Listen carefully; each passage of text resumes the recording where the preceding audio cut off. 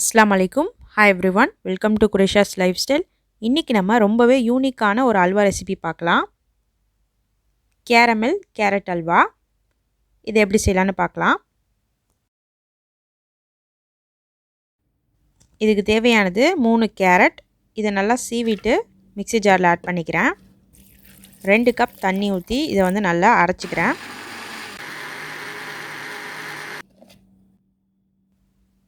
இதை இப்போ ஃபில்டர் பண்ணிடலாம். எனக்கு நல்லா திக்காக 2 கப் கேரட் ஜூஸ் கிடச்சிச்சு. இப்போது இதில் 1/4 கப் கார்ன்ஃப்ளோர் ஆட் பண்ணிக்கிறேன். 1/4 கப் கோதுமை மாவு ஆட் பண்ணிக்கிறேன். 1/4 கப் பால் ஆட் பண்ணிக்கிறேன். இதை இப்போ நல்லா மிக்ஸ் பண்ணிக்கலாம்.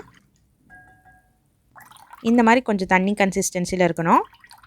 பேனில் 2 டேபிள் ஸ்பூன் நெய் ஆட் பண்ணிக்கிறேன். கட் பண்ண பாதாமும் முந்திரியும் ஆட் பண்ணிக்கிறேன். இதை வறுத்துட்டு எடுத்து வச்சுக்கலாம். 1/3 கப் சர்க்கரை ஆட் பண்ணிக்கிறேன். சர்க்கரை உங்களுக்கு நல்லா இனிப்பு சாப்பிடுவீங்கன்னா 1/2 கப் ஆட் பண்ணிக்கலாம். சர்க்கரை கரைஞ்சி கேரமல் ஆகிடும். லோ ஃப்ளேம்லேயே வச்சுக்கலாம். இப்போ இந்த கேரட் ஜூஸ் கலவையை இதில் ஆட் பண்ணிக்கலாம். மேலே தெரிக்கும் கொஞ்சம் கேர்ஃபுல்லாக ஊற்றணும். கொஞ்சம் கொஞ்சமாக இதை கலந்து விட்டுட்டே இருந்தோம்னா அந்த இது கரைஞ்சிடும். கட்டியாக இருக்கும் ஃபஸ்ட்டு. அப்படி தான் கொஞ்சம் கொஞ்சமாக இது திக்காக ஸ்டார்ட் ஆகும். கொஞ்சமாக சால்ட் ஆட் பண்ணிக்கிறேன். டேஸ்ட்டை பேலன்ஸ் பண்ணுறதுக்காக ஏலக்காய் தூள் கொஞ்சமாக ஆட் பண்ணிக்கிறேன். இது கட்டி ஆகிக்கிட்டே இருக்கும். கை விடாமல் நல்லா கிளறிக்கிட்டே இருக்கணும். பேன்லேருந்து கொஞ்சம் ஒட்டாமல் அப்படியே கலர் மாதிரி வரும். அப்போது கொஞ்சம் நட்ஸ் ஆட் பண்ணிக்கலாம். வறுத்து வச்சதை 1 டேபிள் ஸ்பூன் நெய் இன்னும் கொஞ்சம் ஆட் பண்ணி மறுபடியும் மிக்ஸ் பண்ணிகிட்டே இருக்கேன். இப்போ இது நல்லா அல்வா ஸ்டேஜுக்கு மாறிடுச்சு. இப்போ இது ரெடி ஆகிடுச்சு. இந்த மாதிரி இருக்கணும். கொஞ்சம் கட்டியாக பேனில் ஒட்டாமல் வரணும். இந்த ஸ்டேஜில் இதை ஆஃப் பண்ணிக்கலாம்.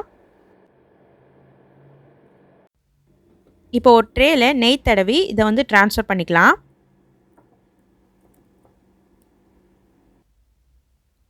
கொஞ்சமாக நான் பாதாம் பிஸ்தா முந்திரி ஆட் பண்ணிக்கிறேன்.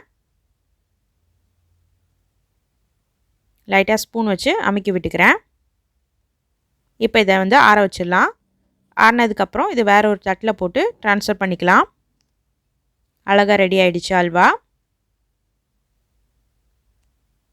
இப்போ இதை கட் பண்ணி பார்க்கலாம் எப்படி இருக்குன்னு. கொஞ்சமாக கத்தியில் நெய் தடவிட்டு கட் பண்ணலாம். இந்த அல்வா ஈஸியாக செஞ்சிடலாம். ரொம்பவும் ஹெல்த்தியும் கூட.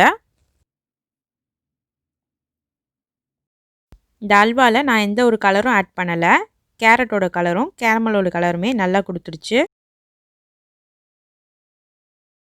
வாயில் வச்சோடனே அப்படியே கரைஞ்சிரும். நல்ல டேஸ்ட்டாக இருக்கும். அந்த கேரமலோட டேஸ்ட்டும் அப்படியே இருக்கும். நீங்களும் ட்ரை பண்ணி பாருங்கள். பிடிச்சிருந்தா ஷேர் பண்ணுங்கள்.